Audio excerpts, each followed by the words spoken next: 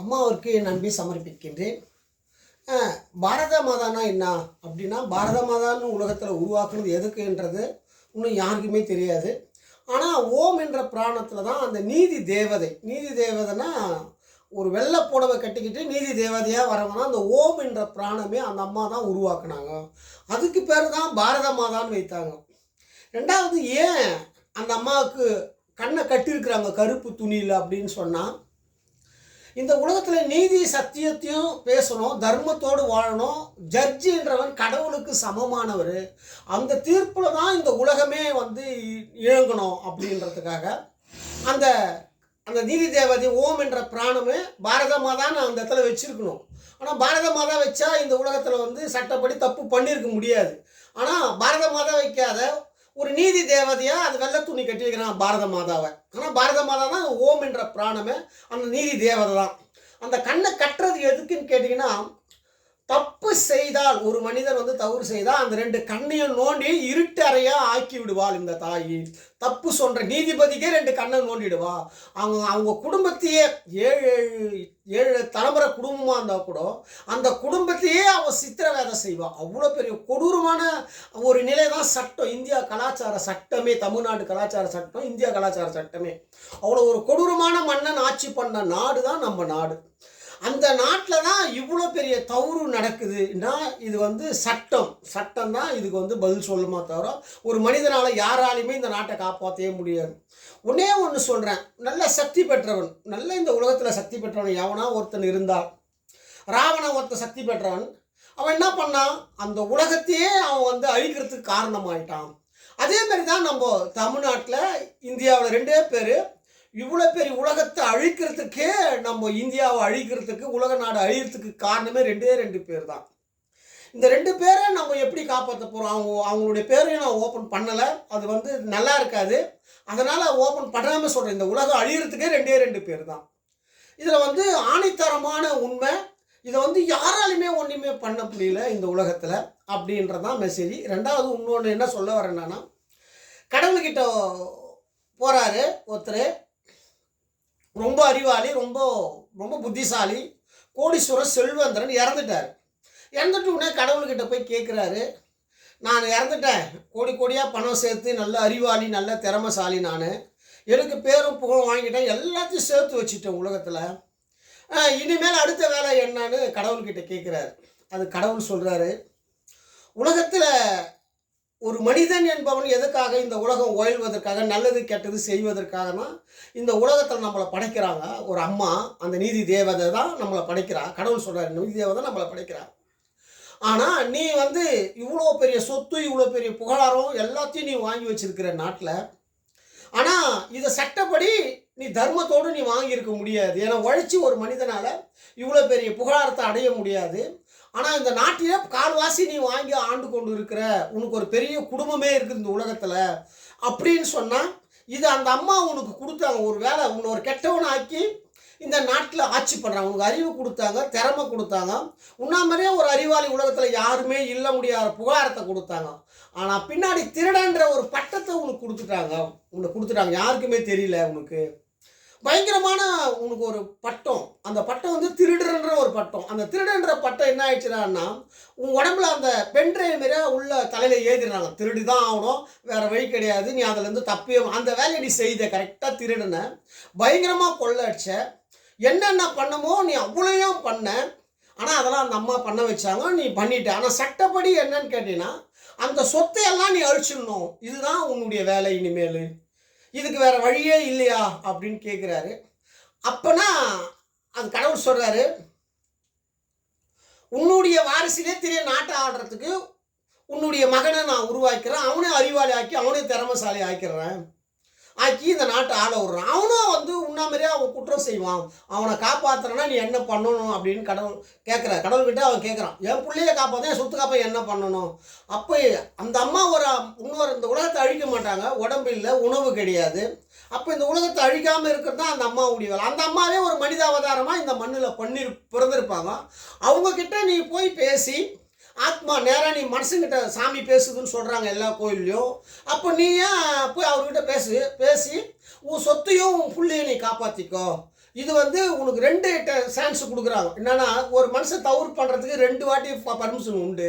3வது வாட்டி தவறு பண்ணா, உன்னுடைய பேர, உன்னுடைய குழந்தைகள ஆட்டோமேட்டிக்கா நீ கடல்ல கொன்னுடணும். இதுதான் உன்னுடைய வேலை. வேற வழியே கிடையாது. அப்படின்னு கடவுள் சொல்றாரு. கடவுளே, நீ படைச்சு இந்த உலகத்தை நீயே இப்படி சொன்னா எப்படி? எனக்கு ஒரு ஒரு வழி பண்ணு, நீயாவது ஓப்பன் பண்ணு, என்னை எப்படியாவது காப்பாத்துன்னு கடவுள்கிட்ட அந்த மன்னன் கேட்குறான். ஆனால் கடவுள் ஒத்துக்கவே மாட்டார். நான் வந்து உருவம் கிடையாது, நானும் மனிதாவதாரம் பண்ண சொல்ல நான் வந்து சீதாவையும் கொடுமை செய்து கொன்னுட்டேன், பயங்கரமாக கொடுமை செய்தேன். நான் ஒரு கருவி தான். அவ்வளோ அவமானத்தையும் அசிங்கத்தையும் தம்பி சாப்பாட்டுக்கும் கட்ட துணிக்கும் எங்கெங்கேயோ காட்டில் பிச்சை எடுத்தேன். அவ்வளோ ஒரு கொடூரமான நிலை தான் என்னை உருவாக்குனாங்க அந்த அம்மா. அப்பயும் நான் ஒரு பெண்ணை சித்திரவதை பண்ணி கொண்டுட்டேன். கிருஷ்ணாவதாரம் பண்ண சொல்லவும் அந்த நேரத்துலையும் அவளை போய் சரியான நேரத்தில் போய் நான் காப்பாற்ற முடியாது, என்னை தடங்கல் பண்ண வச்சு அந்த அம்மா சாபத்தில் கிருஷ்ணன்ற பேரில் என் பிள்ளைங்களே என் குழந்தைங்களாம் எல்லாம் சொகுசாக வாழ்ந்த இந்த உலகத்தையே அன்றைக்கி ஒரு கொடூரமாக மிருகமாக என்னை கொண்டுட்டாங்க. என் குடும்பத்தை என்னையும் ஒரு மிருகமாக, கடவுள் நான் என்னையும் ஒரு அம்பு வெட்டி என்னையும் ஒரு கொடூரமாக கொண்டாங்க கிருஷ்ணாவதாரம் பண்ண சொல்லையும். ஆனால் இப்போயும் நான் என்ன பண்ணேன்னு கேட்டீங்கன்னா, அன்றைக்கி எல்லாம் இருந்து அனுபவித்தேன். இன்றைக்கி மறைமுகமாக திருடும் கடவுளாக நான் மனுஷனாக வந்த பிறகும் நான் ஒரு மறைமுகமாக எவ்வளோ என்னென்ன அக்குறம் பண்ண முடியுமோ, எவ்வளோ அநியாயம் பண்ண முடியும், எவ்வளோ சொகுசாக வாழ முடியுமோ, மக்களுடைய பணத்தை வச்சு நான் சொகுசாகவும் சந்தோஷமாகவும் வாழ்ந்துட்டு தான் இருக்கிறேன். ஆனால் என்னையும் அழிக்கணும் இல்லையா? அப்போ நான் என்ன பண்ணேன், ஒரு பெண்ணால் இந்த உலகத்தில் இடைஞ்சல் எனக்கு இருக்குதுன்னு நான் என்ன கடவுள்னு தெரியாமல், அந்த அம்மா சக்தி வந்திருக்கிறான்னு தெரியாமல் நானே அந்த திருடனும் கூட சேர்ந்து என்னுடைய தாயை நானே கொன்னுட்டேன். கடவுள் சொல்கிறாரு, அந்த அந்த ராஜாவுக்கு சொல்கிறார், நானே என் தாயை கொன்னுட்டேன்.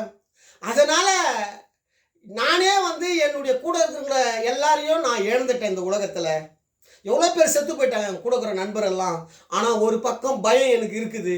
ஆனால் இதை நானே என்னை காப்பாற்றுறதுக்கு அவன் வரணும். யார் வரணும்? நான் யார் ஒருத்தன் உன்னை பண்ணி போய் காப்பாற்றுன்னு சொல்கிறனோ அவன் வந்தால் தான் என்னை காப்பாற்ற முடியும். இல்லைனா என்ன அந்த தாய் என்ன பண்ணுவான்னு கேட்டினா, துண்ண சோறு போட மாட்டா. அதனால் வந்து உடம்பு இருக்காது, 2 கண்ணை நோண்டிடுவா. இவனுடைய சட்டம் அதான். நான் ராமனாக இருந்தாலும் யாராக இருந்தாலும் சட்டப்படி என் தாயை கொண்டது நான் குற்றம் தானே. இந்த உலகத்தையே படைத்த தாயை கொள்றதுக்கு நான் காரணமாயிட்டேன். கடவுள் சொல்கிறார், இந்த உலகத்தை படைத்த தாய் கொள்றதுக்கு நான் காரணமாயிட்டேன். ஆனால் அதையும் நீ தான் காப்பாற்றின்னு இருக்கிற.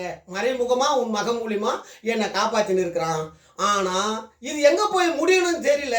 இதனால் வந்து உலக நாட்டில் கொடூரமான நிலை செத்து போயிட்டாங்க இந்த தாயை நான் கொன்னதுனால. கடவுள் சொல்கிறார். ஆனால் இந்த கடவுளும் ஒரு கருவி தான், நம்மளும் ஒரு கருவி தான், நானும் ஒரு கருவி தான். கடவுளை காப்பாற்ற போகிறோமா இல்லை காப்பாற்ற மாட்டோமா?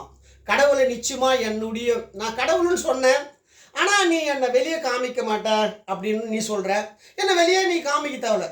ஆனால் என்றைக்குனா ஒரு நாள் உன்னை எதிர்க்கிற சக்தி எனக்கு இருக்குதான்னு சொல்கிறேன் உடம்புல. கடவுளையே வந்து எதிர்ப்புண்டான்ட்ட உன்னை கொஞ்ச நாளில் கடவுளையே வந்து பயங்கரமாக எதிர்ப்பேன். ஆனால் எதிர்த்தாதான் என்னுடைய பவர் அவனுக்கு தெரியும், கடவுளுக்கு தெரியும். கடவுள் ஒரு கொடூரமான நிலைக்கு போவார்.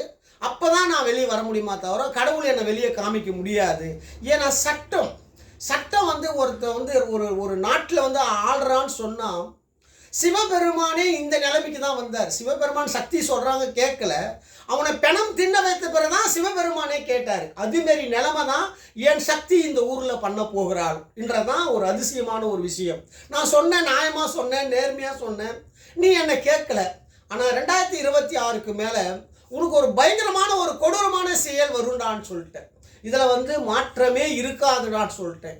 ஆனால் நம்ம இந்தியாவில் ஒரே ஒரு நல்லவன் கூட நம்ம நாட்டை காப்பாற்றுற சக்தி உள்ளவனா இந்த மனுஷில் இன்னும் நம்ம மண்ணில் வரவில்லைன்றதான் வருத்தத்துக்கு உரிய ஒரு விஷயமா இருக்கிறது.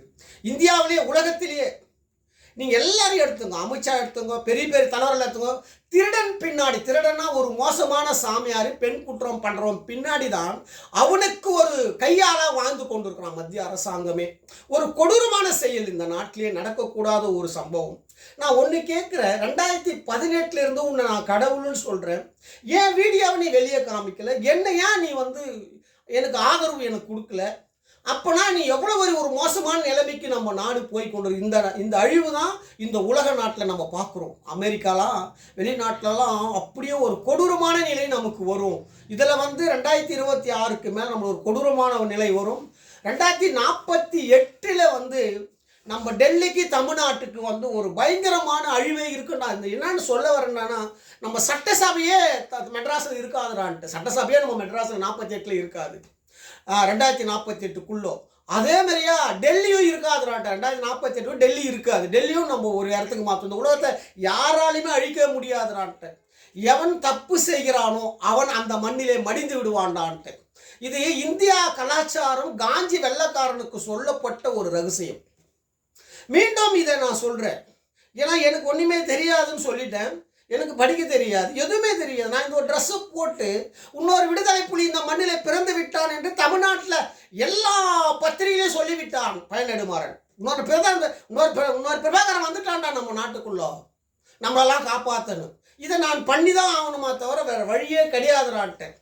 கடவுள்கிட்ட நம்ம மோதணும். இது மோதுவோமா? கன்ஃபார்மாக நம்ம மோத போகிறோம். இதில் வந்து மாற்றமே கிடையாது. நம்ம இந்த அளவுக்கு வளர்ந்தோன்னா அது கடவுள் தான் காரணம். அவர் கடவுள் தான்.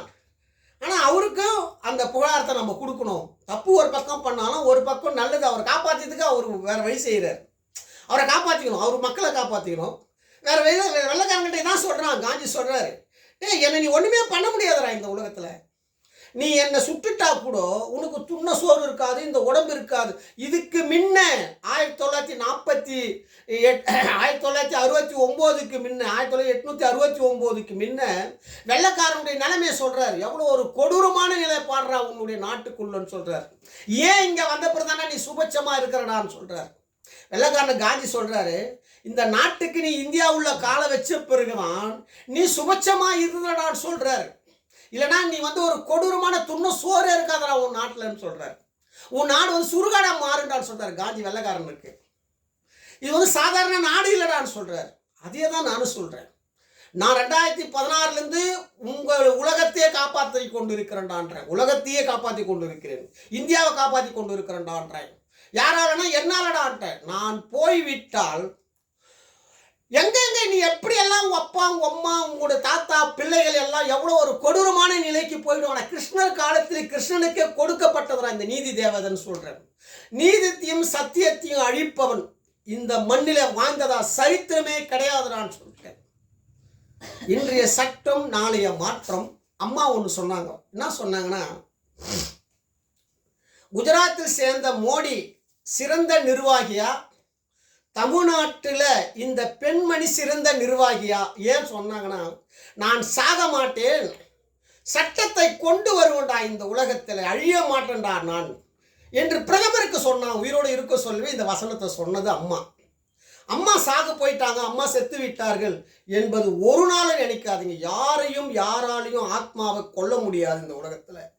ஆத்மாவுக்கு செய்த பாவத்துக்கு தண்டனை கன்ஃபார்மாக அது கடித்து விடும். அதுக்கு பரிகாரம் கிடைக்கும். அந்த பரிகாரம் செய்துக்கு போதா இல்லையான்றதான் நமக்கு தெரியல. மக்களால் நான், மக்களுக்காக நான்.